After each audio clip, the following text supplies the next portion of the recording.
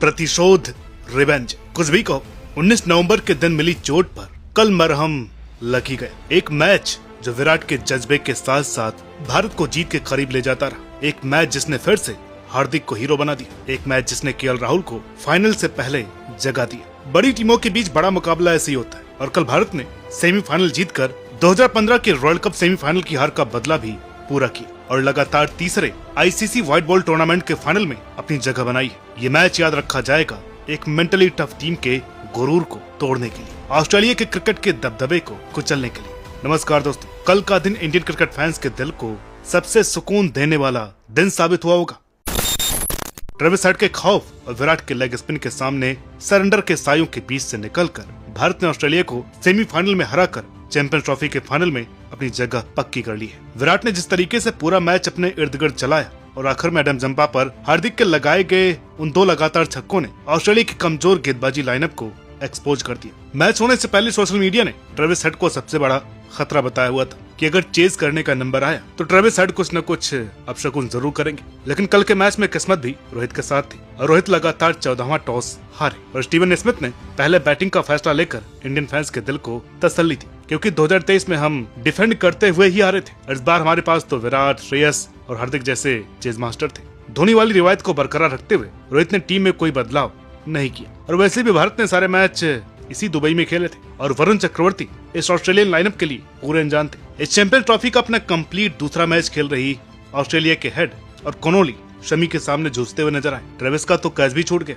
उसे देख करके क्या फैंस, क्या कमेंटेटर, सभी को 19 नवंबर वाला ट्रेविस हेड वाला फ्लैशबैक नजर आने लगा था। हालांकि शमी ने कोनोली को सस्ते में चलता किया, लेकिन हेड को चांस पर चांस मिलते जा रहे थे। खैर, उन्होंने अपनी फॉर्म पकड़ी और शुरू की 12 बॉल्स में 4 रन बनाने के बाद अगली 9 बॉल्स में 25 रन कोड़ दिए। और क्या शमी, क्या हार्दिक, दोनों के दोनों को देख लगा था ये तो हथियार डाल चुके हैं। और उसके बाद हेड ने कुलदीप का भी भरता बनाया तो एक ही चीज आजमानी बची हुई थी, वो थे वरुण चक्रवर्ती। और उन्होंने अपने ओवर की दूसरी गेंद पर जैसे ही हेड को आउट किया, पूरा स्टेडियम अंडरटेकर की तरह वापस जिंदा हो गया। हालांकि हेड का कैच लेने वाले गिल को अंपायर ने चेतावनी भी दी कि भाई कैच पूरा किया कब। खैर, जब स्कोर 10 ओवर्स के बाद 63 पर 2 था, उसके बाद वही टिपिकल ऑस्ट्रेलियन माइंडसेट एक बार फिर से देखने को मिला, जो अक्सर नॉकआउट में देखने को मिलता है कि स्कोर बोर्ड चलाते रहना, शेल में नहीं जाना है। यानी कि इतना भी डिफेंसिव नहीं होना है कि रन रेट 5 से घट करके 3 पर आ जाए। इसलिए स्मिथ ने स्पिनर्स को जिस खूबसूरती के साथ खेला वो इसी माइंडसेट की गवाही दे रहा था। खासकर की वरुण चक्रवर्ती की स्पिन न पढ़ पाने के बाद भी उन्होंने खुद के हिसाब से वरुण से बॉलिंग करवाई। टेस्ट प्लेयर का ठप्पा लगा चुके लाबुसैन ने भी अच्छे स्ट्राइक रेट के साथ बैटिंग की, जो कि क्लियरली बता रहा था कि ऑस्ट्रेलियन अपने माइंड में 290 प्लस लेकर के चल रहे हैं, वो भी इंडियन बैटिंग लाइनअप की डेप्थ को देख करके। लेकिन जडेजा ने क्रॉस बैट शॉट खेलने के चक्कर में फंसे मानस लाबुसैन को आउट करके ऑस्ट्रेलिया को एक बड़ा झटका दिया, क्योंकि स्मिथ के साथ मिलकर मानस एंकर करते हुए पारी को आगे बढ़ा रहे थे। उसके बाद जोश इंग्लिश भी जडेजा की बॉल पर सीधे कोहली के हाथों में कैच थमा बैठे। लेकिन एक बैट्समैन अकेले ही इंडियन फैंस को 2015 सेमीफाइनल वाला ट्रॉमा दिए जा रहा था, वो थे स्टीव स्मिथ। उन्होंने 29 ओवर से 35 ओवर के बीच टीजी से स्कोरबोर्ड में 49 रन जोड़ दिए। लेकिन मोहम्मद शमी की फुल टॉस को मिड ऑफ और कवर के ऊपर खेलने के चक्कर में स्मिथ बोल्ड हो गए।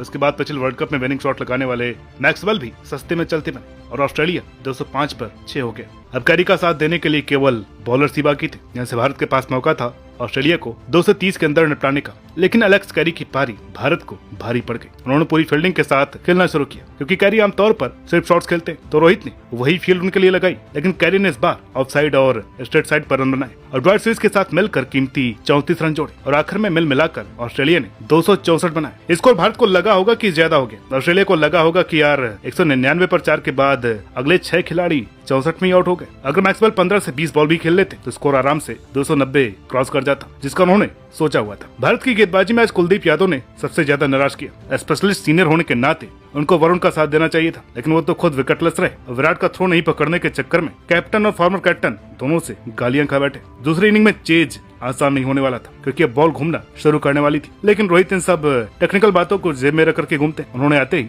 अटैक करना शुरू किया। हालांकि उनको 2 बार जीवन दान जरूर मिला, लेकिन गिल ड्वाइट स्विस की बॉल पर केवल 8 रन बनाकर प्लेन बोल्ड हो गए। बड़े मैच में बड़ी टीम के खिलाफ खेलने का दबाव गिल पर हावी था। वैसे भी 2023 के फाइनल का खौफ वो साथ लेकर के चल रहे थे। उसी फाइनल में विराट भी प्ले डाउन हुए थे, लेकिन आज उन्होंने संभल कर शुरुआत की और रोहित को ही हाथापाई करने दी। और इसी मारकाट के दौरान रोहित कोनोली को स्विप मारने के चक्कर में प्लम और एलबीडब्ल्यू आउट हो गए। मैदान पर अय्यर और विराट थे। अब इनको वही काम करना था जो मानस लाबुसैन और स्मिथ ने किया था। और विराट ने श्रेयस अय्यर के साथ मिलकर एक सॉलिड बेस तैयार किया। दोनों ने बेवजह का अग्रेशन नहीं दिखाया और लगभग 17 ओवर्स में 91 रन जोड़े। हालांकि इस दौरान मैक्सवेल ने कोहली का कैच जरूर छोड़ा, लेकिन उसके अगले ओवर में जंपा ने अय्यर को बोल्ड करके 91 रनों की साझेदारी का अंत किया। विराट 51 पर थे। भारत अभी भी 128 रन दूर था और 23 ओवर्स का गेम बाकी था। यहाँ से विराट के साथ अक्षर ने सिंगल करके जेन पॉल कोनली के ओवर निकालना शुरू किए और 44 रनों की साझेदारी की, जिसको नॉर्थन एलिस ने अक्षर के विकेट के साथ तोड़ा। जब तक विराट कोहली क्रीज पर थे तब तक 6 का रिक्वायर्ड रेट भारत के लिए कोई बड़ी बात नहीं थी। अक्षर के बाद आए राहुल ने इस बार अपना गेम और जिम्मेदारी समझी। टुक करने की बजाय सिंगल्स के जरिए स्ट्राइक रोटेशन पर ज्यादा तवज्जो दी और दोनों के अगले 5 ओवर में एक भी बाउंड्री लगाए बिना